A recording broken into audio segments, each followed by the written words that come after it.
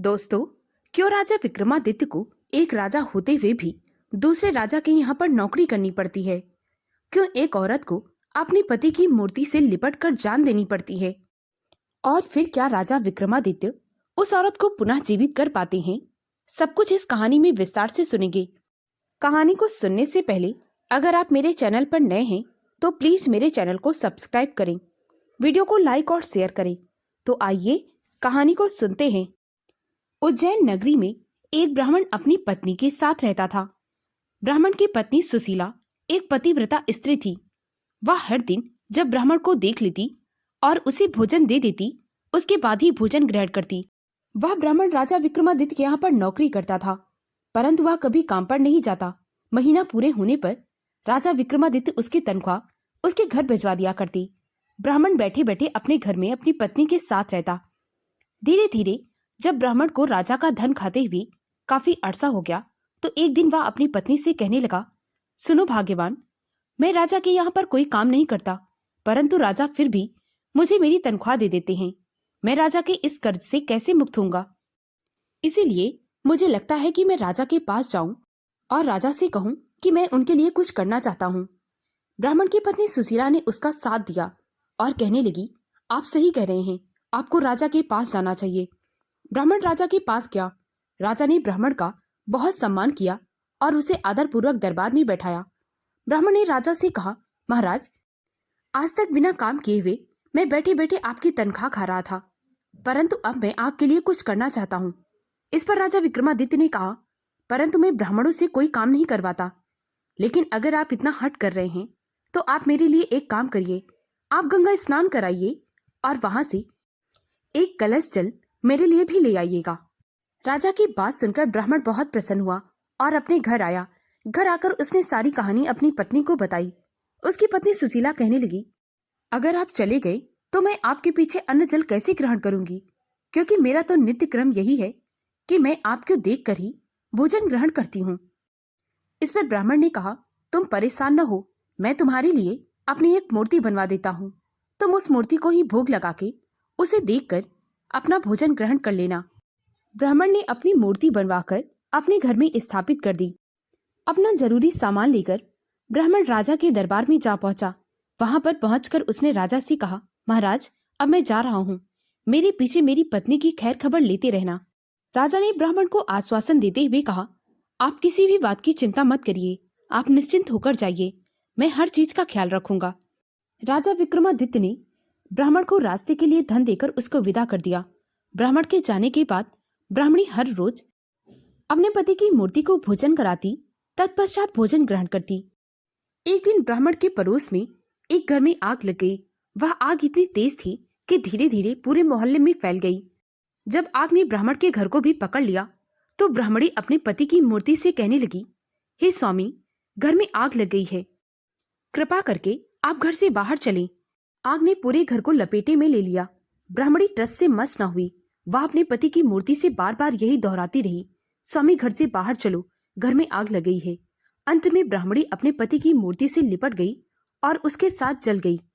जब इस बात की खबर राजा विक्रमादित्य को पता चली तो वह सिर पकड़कर बैठ गया और कहने लगा, जब ब्राह्मण लौट के आएगा तो मैं उसे क्या जवाब दूंगा? उसने मुझसे कहा था कि मेरे पीछे मैं उसकी पत्नी का ख्याल रखूं। राजा बहुत उदास रहता था। एक दिन जब ब्राह्मण वापस लौट कर आया तो उसने जब यह समाचार सुना कि उसके घर में आग लग गई और उसकी पत्नी भी जलकर मर गई है, तो वह आग बबूला हो गया और भागते भागते राजा के पास गया। वहां जाकर उसने राजा से कहा, ये आपने कैसा अनर्थ किया है? मैंने अपनी पत्नी की जिम्मेदारी आपको सौंपी थी, वह कैसे जल गई? राजा विक्रमादित्य ने भरे हुए हृदय से ब्राह्मण को सारा हाल कह सुनाया। उसके बाद राजा ने ब्राह्मण से कहा, आप चिंता न करें, मैं किसी ब्राह्मण की योग्य कन्या के साथ तुम्हारा दूसरा विवाह करा दूंगा। यह सुनकर ब्राह्मण और क्रोधित हो गया। वह कहने लगा, जहां से भी हो मुझे मेरी वही पत्नी वापस ला कर दो जिसने मेरी प्रतिमा के साथ जलकर अपनी जान दे दी है, और अगर आपने ऐसा नहीं किया तो मैं यहीं आपके दरबार में सिर पटक पटक कर अपनी जान दे दूंगा। और याद रखना, एक ब्राह्मण का श्राप तुम्हें लगेगा और दो निर्दोष की हत्या का भी दोष आप पर लगेगा। राजा ने लाचार होकर ब्राह्मण से कहा, आप मेरी बात सुनिए, मैं कुछ करता हूँ। आप अपनी पत्नी की अस्थियों को इकट्ठा कर लेना और उन्हें सुरक्षित रखना। मैं एक माह में ही तुम्हारी पत्नी को जीवित करने की युक्ति करूंगा। राजा की बात सुनकर ब्राह्मण कुछ शांत हुआ। उसने बिल्कुल वैसा ही किया जैसा राजा ने उससे करने को कहा। राजा ने अपना सारा राजकाज अपने मंत्रियों को सौंप दिया और खुद एक साधारण आदमी के वस्त्र पहनकर अमृत की खोज में निकल पड़े। कुछ दिनों के चलने के बाद वे एक गांव में घर के बाहर पड़ी खाट पर बैठ गए। राजा विक्रमादित्य बहुत थक चुके थे। उस घर में एक बूढ़ी औरत और उसकी बहू रहती थी। उस बूढ़ी औरत का बेटा बहुत दिनों से कहीं बाहर गया हुआ था। लगभग 20 साल हो गए थे, वह घर लौटकर नहीं आया था।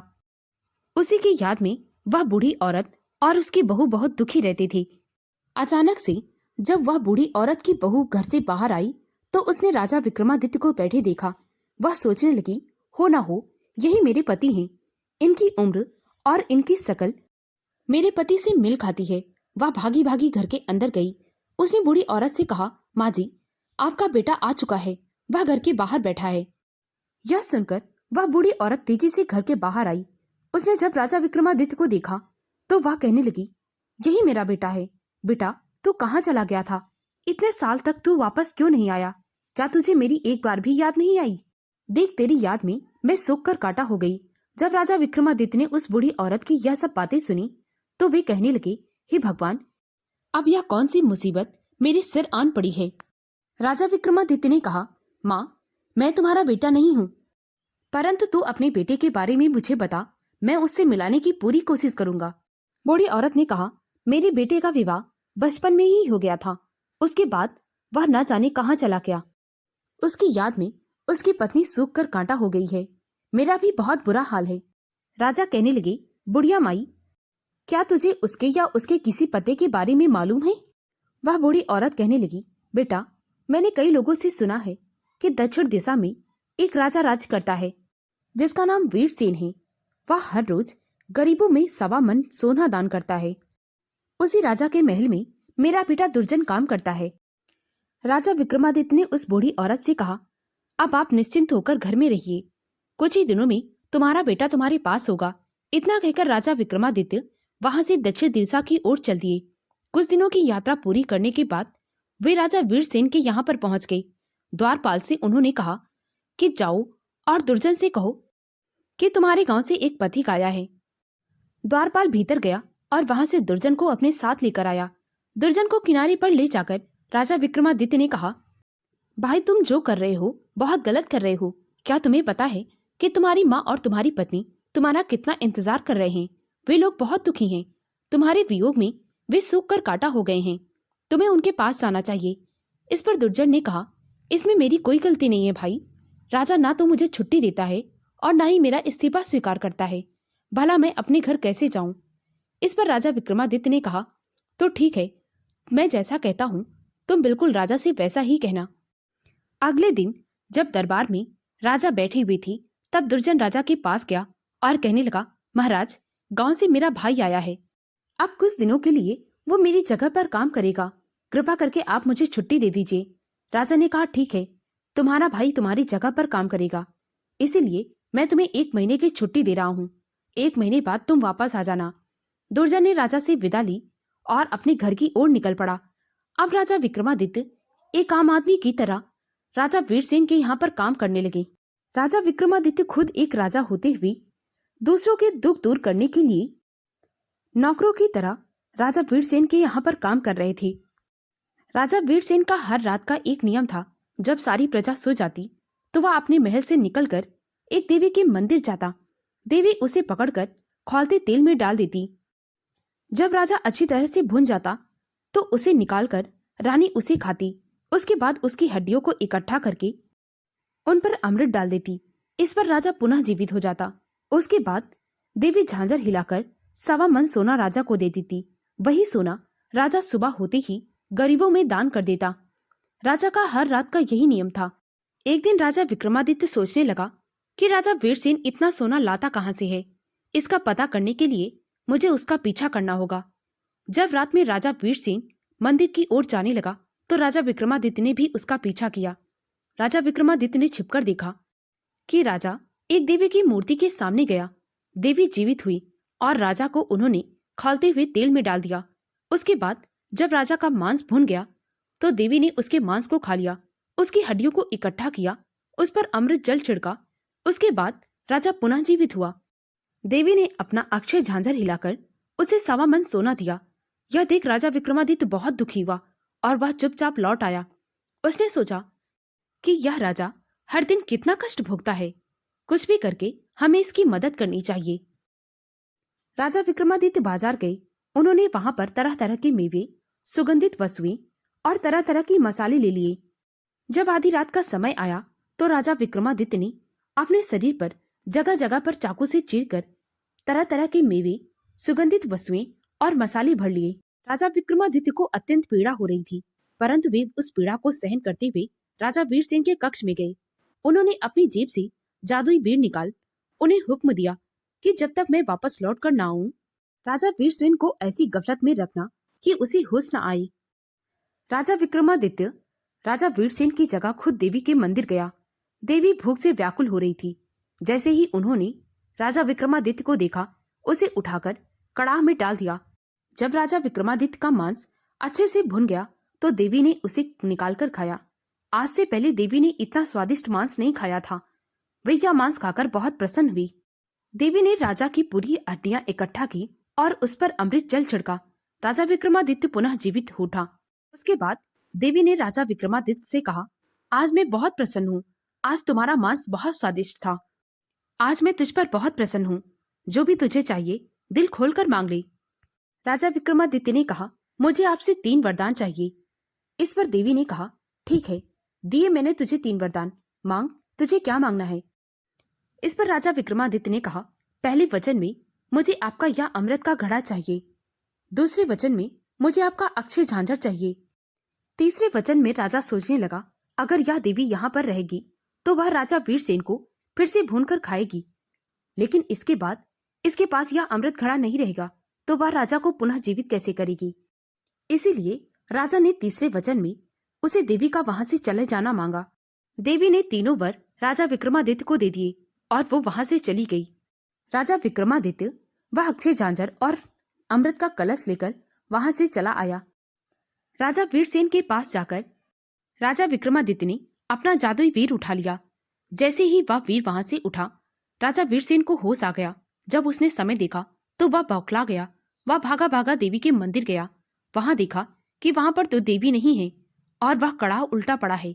यह देख राजा बहुत दुखी हुआ। उसने सोचा कि अब मैं गरीबों में सोना कैसे दान करूंगा। सब यही सोचेंगे कि राजा दिवालिया हो गया, राजा के खजाने में सोना खत्म हो गया। राजा वीरसेन दुखी होकर वह अपने कक्ष में लौट आया और बिस्तर पर पड़ा हुआ बहुत दुखी था। राजा वीरसेन को पूरी रात नींद नहीं आई। जब सुबह हुई तो महल के बाहर भिक्षुक जोर जोर से आवाज दे रहे थे, हे महाराज, आप हमें सोना दान करें। वीरसेन ने जब भिक्षुओं की आवाज सुनी तो वह बहुत परेशान था।